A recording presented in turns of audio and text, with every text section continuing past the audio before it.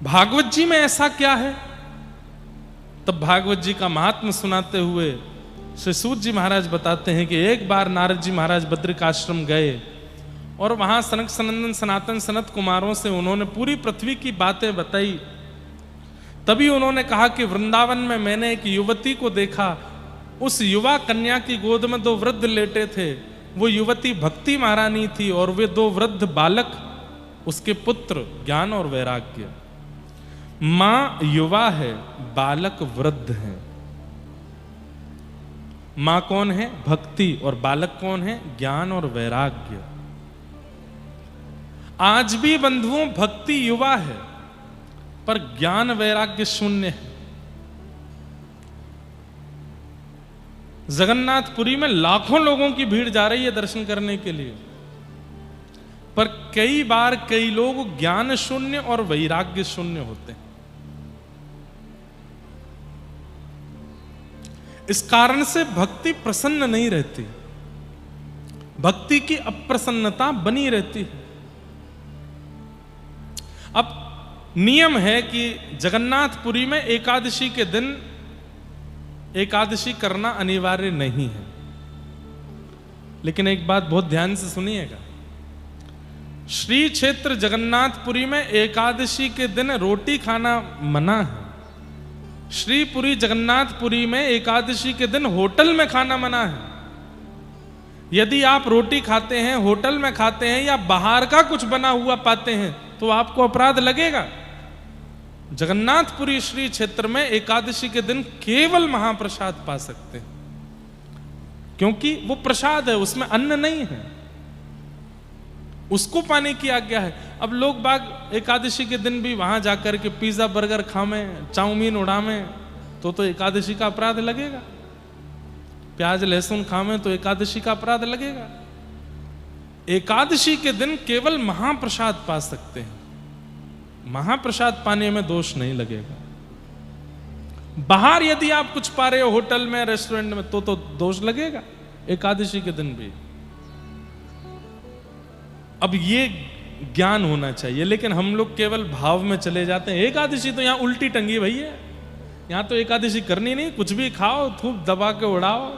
नहीं, महाप्रसाद पाओ। और कितना पाओ? बोले आकंठ पाओ, जितने में गला भर जाए उससे ज्यादा पाओ। एकादशी के दिन दुगना पाना चाहिए, पर महाप्रसाद। अब ये ज्ञान है। ऐसे सूक्ष्म ज्ञान, ऐसे सूक्ष्म वैराग्यवंत भाव हमारे जीवन में होने चाहिए, तभी भक्ति प्रसन्न रह सकती है। नहीं तो भक्ति होते हुए भी हम अप्रसन्न ही रहेंगे। अरे तिलक लगाने के बाद, कंठी पहनने के बाद, भगवान नाम गाने के बाद भी हम रो क्यों रहे हैं? संसार के विषाद में हम पीड़ित क्यों हो रहे हैं? क्योंकि हमारे चित्त में जो भक्ति है वो प्रसन्न नहीं है, अप्रसन्न है। और उसकी प्रसन्नता कैसे होगी? सूक्ष्म ज्ञान, सूक्ष्म वैराग्य हमारे चित्त में होना चाहिए।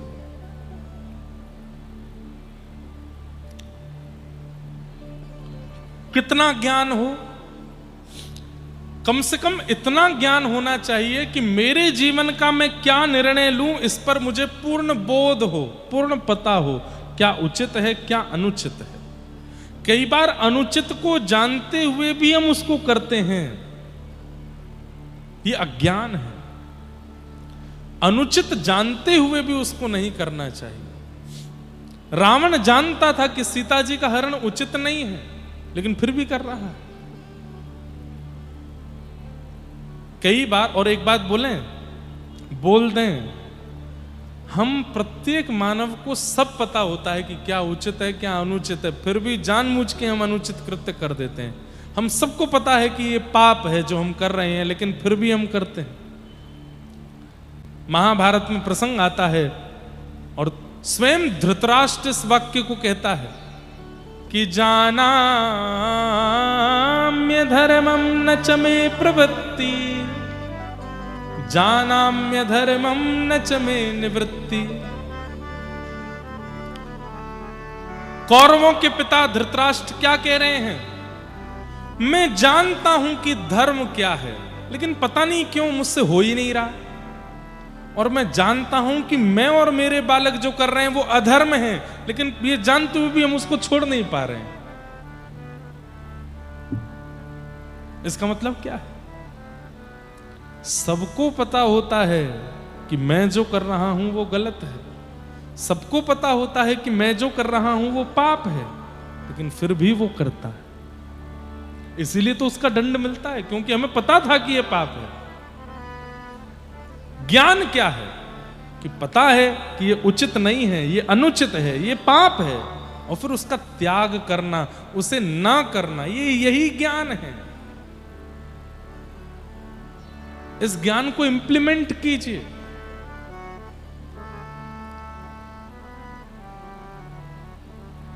और वैराग्य क्या है? पत्नी छोड़ दिए, बच्चे छोड़ दिए, परिवार छोड़ दिए, सब कुछ छोड़ छाड़ करके पहुंच गए महाराज वृंदावन, रह रहे हैं वहीं पर। ये वैराग्य नहीं है। वैराग्य का मतलब सबके बीच रहते हुए भी किसी में राग ना होना, किसी में आसक्ति ना होना, ये वैराग्य है। वस्तु का त्याग कर देना वैराग्य की उचित स्थिति नहीं है। वस्तु के संग रहते हुए भी वस्तु का रंग अपने ऊपर ना चढ़ने देना, यह वैराग्य है। सबके बीच में रह रहे हैं, फिर भी उसका प्रभाव अपने ऊपर नहीं होने दे रहे। जैसे भक्त प्रहलाद, राक्षस कुल में रहते हैं, वहां खाने को मांस मदिरा ही सब मिलती है, करने को पाप ही मिलते हैं, किसी को भी मार सकते हैं, किसी के ऊपर भी अपना अधिकार जमा सकते हैं, किसी के ऊपर भी हक बना सकते हैं। जिस गांव, जिस नगर को प्रहलाद जी देख लें, वो उनका तुरंत हो सकता है, लेकिन इतनी योग्यताएं मिलने के बाद भी ये सब पाप है, ये जान करके उसका त्याग कर देते हैं और भगवत हरिपरायण बने रहते हैं। इसलिए तो ठाकुर जी प्रकट हुए। एक पिक्चर आई थी बहुत साल पहले, हमने बचपन में देखी थी। उसमें एक दिन का सीएम बनता है एक व्यक्ति,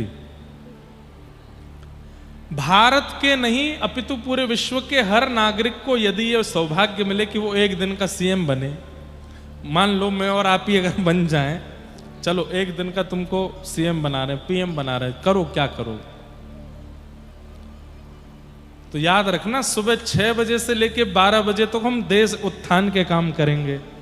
गली बनवा दो, रोड बनवा दो, गंदगी हटवा दो, माताएं बहनों की सुरक्षा बढ़वा दो, बच्चों का ये काम करवा दो।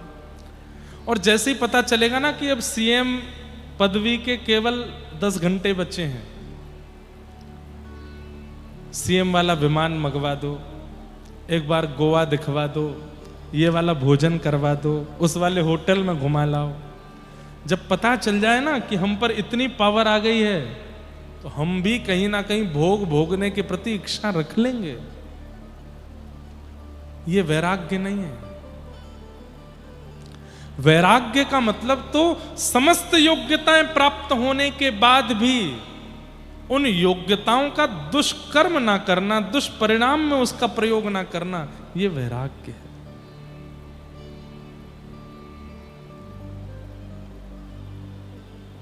छप्पन भोग सामने रखा है, लेकिन जीव में पानी नहीं आ रहा है, मचल नहीं रहे हैं, यह वैराग्य है।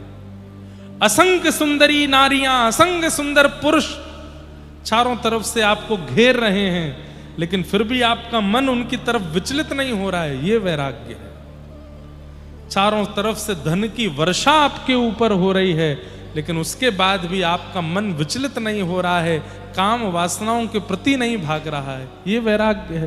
राजा अम्बरीश, एक हमारे अंदर भ्रांति आ गई है कि भगवान गरीब करने के बाद, सब कुछ छुड़वाने के बाद ही मिलते। नहीं, कई बार ठाकुर जी सब कुछ देने के बाद देखते हैं कि तुम स्थिर रह पाओगे कि नहीं, लेकिन हम सब कुछ लुट जाने के बाद ही स्थिर रहते हैं। इसलिए अधिकतर भक्तों के चरित्र में सब लुट गया, छिन गया, तभी ठाकुर जी मिले। पर कई भक्त ऐसे भी हैं जिनके पास सब कुछ था, तब ठाकुर जी मिले। राजा अम्बरीश, अब कितनी सूक्ष्म बात है कि महाराज अम्बरीश ठाकुर जी की सेवा की प्रत्येक क्रिया अपने हाथों से करते हैं। सब लोग ध्यान से सुनिए। पोशाक स्वयं बनाते हैं, माला स्वयं बुनते हैं। महाराज अम्बरीश एक छत्र सम्राट हैं पृथ्वी के, वो जहां दृष्टि घुमा देते हैं कई बार सूर्य को भी उसी दिशा में जाना पड़ता है। ऐसे महाराज अम्बरीश ठाकुर जी की पोशाक अपने हाथ से बनाते हैं, माला अपने हाथ से बनाते हैं, भोजन अपने हाथ से बनाते हैं, ठाकुर जी के मंदिर के झाड़ू पोंछा बर्तन सब अपने हाथ से करते हैं। पूरे राज्य की सेवा करने के लिए असंख्य सेवक हैं, लेकिन अपने ठाकुर की सेवा करने के लिए पत्नी को भी अंदर नहीं आने देते। ना, मैं करूंगा। एक दिन ठाकुर जी की प्रसादी सिद्ध कर रहे थे, तो रोटी बनाते बनाते महाराज अम्बरीश के मन में आया, कहीं ऐसा तो नहीं कि कोई सेवा मुझसे रह गई हो। अब सोचिए कितनी सूक्ष्म बात। रोटी बनाते बनाते महाराज अम्बरीश के मन में आया, ये आटा कहां पिसता है? आटा होता मेरे ही खेत में, मैं ही करता हूं, लेकिन ये पिसने के लिए कहीं बाहर जाता है। अरे ये सेवा तो कोई और कर रहा है, मेरे ठाकुर की इस सेवा को कोई और कैसे कर सकता है? तो आटा पीसने की चक्की मंगाई। राजवंश के लोग पागल कह देते थे कई बार, तो बोले कि महाराज हमारे कैसे, बताओ चक्की मंगवा रहे हैं, चक्की से आटा पीसेंगे? अरे महाराज ये सब काम तो हम करेंगे। नहीं नहीं, चक्की मंगवाओ। चक्की मंगवा करके लगाई और 24 घंटे में मुश्किल से 1.5-2 घंटा ही था जिसमें सोना, खाना, पीना, स्नान करना, ये सब बाकी के समय ठाकुर जी की सेवा में ही रहते थे। और आधा घंटा कम हो गया। क्यों? अब आटा गेहूं डालते हैं, चक्की पीसते हैं। ये सेवा भी मैं करूंगा। चक्की पीस रहे थे महाराज अम्बरीश, भगवान शंख चक्र गदा पद्म लेकर के प्रकट हो गए सन्मुख। बोले वाह महाराज अम्बरीश, ये इतनी सूक्ष्म सेवा, इसको तो कोई भी कर सकता है, इसको आप क्यों कर रहे हो? बोले मेरा अधिकार है। आपकी एक सेवा का भी अधिकार मैं किसी और को क्यों दूं? आप मेरे लिए हो तो मैं सब सेवा करूंगा, मेरा सौभाग्य। ऐसे महाराज अम्बरीश। कौन कह सकता है कि वो एक छत्र सम्राट पूरी पृथ्वी के हैं? सम्राट होते हुए भी सब त्याग रखा है। जय जी। श्री जगन्नाथ महाप्रभु की। इसे कहते हैं वैराग्य। सारी योग्यताएं मिल जाने के बाद भी किसी योग्यता के प्रति राग ना हो, और जरूरी नहीं समस्त योग्यताएं मिले तो ही हम उसके प्रति राग ना करें। अरे जो मिला है उसके प्रति भी कभी अभिमान नहीं। पूज्य गुरुदेव भगवान पूज्य पिताजी अपनी कथा में गाते हैं, जो मिला है वह हमेशा पास रह सकता नहीं, कब बिछुड़ जाए ये कोई राज कह सकता नहीं। जिंदगानी का खिला मधुबन किसी का है दिया, मैं नहीं मेरा नहीं, यह तन किसी का है दिया। मैं नहीं मेरा नहीं, यह तन किसी का। इस पर राग क्यों? वैराग्यवंत होकर के रहिए। कितनी भी मान मिल जाए, कितनी भी प्रतिष्ठा मिल जाए, कितना भी यश मिल जाए, कितना भी धन मिल जाए, कितनी भी संपत्ति, कितना भी योग्यताएं प्राप्त हो जाएं, पर उन योग्यताओं का कभी अभिमान मत करना। जिस वेश में, जिस देश में, परवेश में रहो, राधा रमण राधा रमण राधा रमण कहो। जिस रंग में, जिस ढंग में, जिस संग में रहो,